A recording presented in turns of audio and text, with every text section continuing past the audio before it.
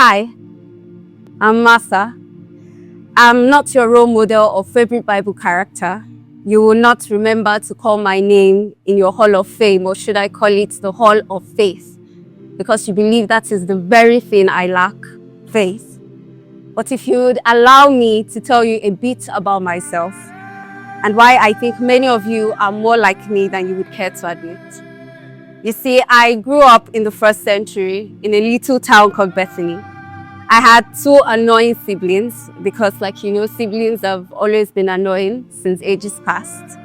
My sister Mary, whom you know to be lovely and whom I love very much, and my extra annoying brother Lazarus, who is now an icon, and rightfully so, because a dead man being raised back to life is no ordinary tale. Now, you must understand, just like you went to school to study the sciences, from my birth, I was taught what loving the Lord should look like. The rhythms, the rules, and the rituals were like second skin. From the moment I could speak, I was taught that every waking day begins with prayer.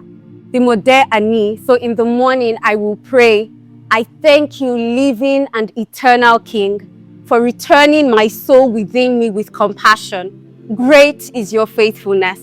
So you see, from an early age, I understood that life was not assumed.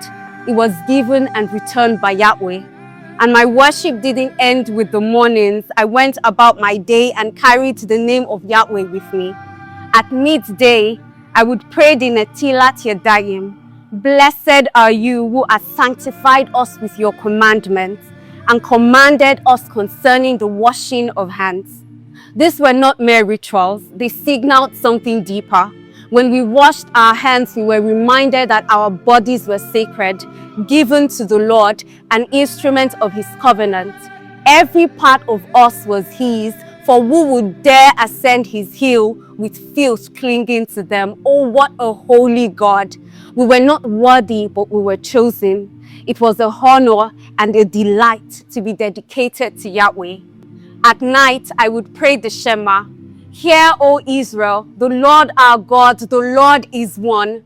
You shall love the Lord your God with all your heart, with all your soul, and with all your strength. And so I would recenter my day on God's oneness and declare that all of life belonged to Him.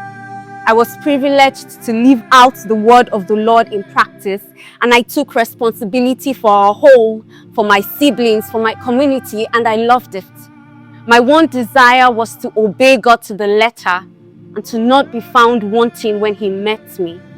And then I met Him, the Lord Himself. But before He was revealed as the Son of God that you all know today, to me, it was just Jesus, my childhood friend, a brother I loved dearly like Lazarus. I watched him grow to be wise beyond his years. I knew he was special, but I couldn't tell how exactly. So I called him what everyone did, Jesus, Rabbi, wise one, but not Lord. When he came to our home, I did what I was always taught to do: serve, work, get busy, do things, please him. When he sat in our home speaking life to anyone who would listen, I threw myself into service. Perhaps if I prepared the table right, perhaps if I served the food quicker, perhaps if everything was perfect, then he would be pleased. Perhaps if there were no flaws in how I presented myself, if my hands were clean and my feet were free of dust, perhaps if I presented my home well, kept it according to the Torah, and if others praised me to his hearing and said, "Oh, Martha does so well," surely he would be pleased. Surely I would be worthy of his presence. But as I worked, what I thought would please him, it seemed he wasn't even looking. And so I spoke up. Can you not see, Jesus? All that I'm doing, how I am serving, and oh, I am glad I spoke up, because it was in my speaking that I found the truth. He wanted more. More than washed hands, more than worship on my lips, more than what eyes could see. He said, "Martha, Martha, you are worried and upset about many things. Few things are needed, indeed only one. Mary has chosen what is better, and it will not be taken from her." So what was this better? It was simple. Mary had chosen him. No, not the service, not the rituals, not the routines, just him. And if choosing him meant letting go of what everyone had been taught what was pleasing to God, she let it go and chose to be at his feet, in his presence, before him, alone. That was it. Choosing him. It sounds so simple, yet it was so hard. And I guess you can relate. But I had one question, and you should too. Why? Why should I leave everything and choose you? You are special, yes, but you are just Rabbi.